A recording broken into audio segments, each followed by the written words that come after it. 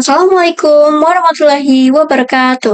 Hello everyone, my name is Rania Azminida. I'm from class 10.5 and I'm student of number 31. So today I'm here to share a presentation about climate change, a thought towards a cleaner future. So my presentation is divided into six main parts.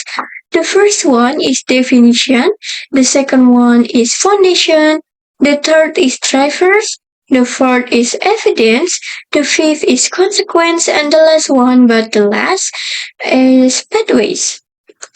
So, have you ever feel like today is incredibly hot, even for a normal day, and the next day is raining rapidly? Well, it's not just your imagination, but let me help you to get to know about it. So the first one is definition. You should know first about what is climate change. the climate change the climate change is refers to long-term shift in temperatures and weather patterns. Such shift can be natural due to change in the sun's activity or large volcanic eruption.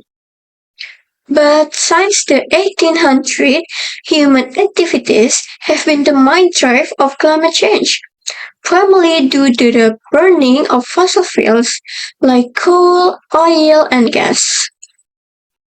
So the second one is foundation.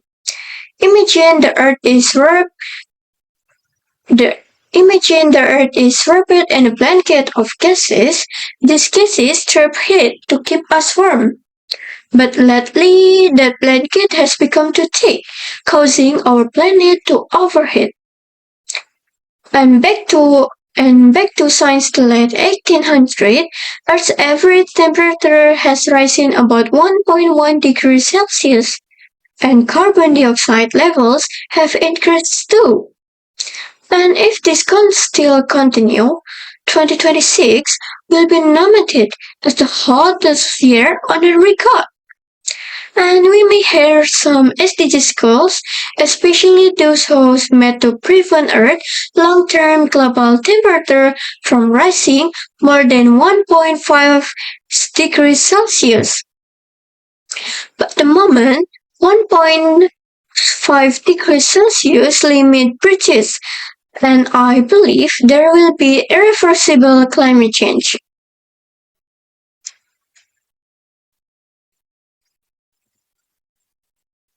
So the third is drivers, the major drivers of climate change. We look at the main driver of climate change. The first one is industry. Industry drive emission through energy heavy manufacturing like steel and chemical production. And the second one is deforestation. Deforestation involves the permanent of removal forests, which destroy the Earth's natural ability to absorb carbon. And finally, burning fossil fuels. Burning fossil fuels for power and transport releases harmful pollutants and massive amount of CO2 into our atmosphere. Together, these three human activities are the primary forces driving climate change today. And the fourth is evidence. We've officially crossed the climate tipping point. Extreme weather, from lethal heatwave to rain bombs, is accelerating. With ocean absorbing 19% of this heat, sea level rise has doubled in speed. Right now, coastal cities like Jakarta are on the front line, facing immense threat from chronic flooding and collapsing freshwater supply. And the fifth one is consequence. What's the consequence?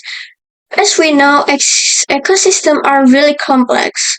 And if one component is disrupted, all the others are affected as well. And here are the three main consequences that will occur. The first one is coral bleaching. Rising ocean temperatures destroy coral reefs and wiping out the habitat for 25% of marine life. So the second one is in loss of biodiversity. Rapid climate shift causes habitat destruction, leading to accelerated species extinction. And the last is health risk. Rising temperatures accelerates to the spread of vector-borne disease like dengue and malaria and cause severe heatwave. And the last is pathways. Net zero means balancing greenhouse gas emission by reducing and offsetting them. It is important because global warming must be limited 1.5 degrees Celsius and the Earth is already 1.2 degrees Celsius warmer and the rising emission cause extreme weather and environmental damage. To reach net zero by 2050, emission must be reduced by 45% by 2030. And why is renewable energy is important? Because it produces a little to no emission, helping fight climate change and protect the environment. It also improves energy security and creating jobs. By replacing fossil fuels with solar and wind energy, we can reduce emission and support net zero goals. And youth aid solution. The first one is grassroots mobilization and community action.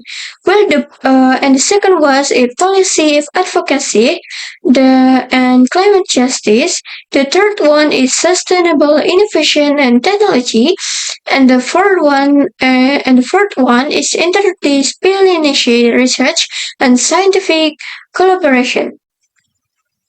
So there are all my presentation.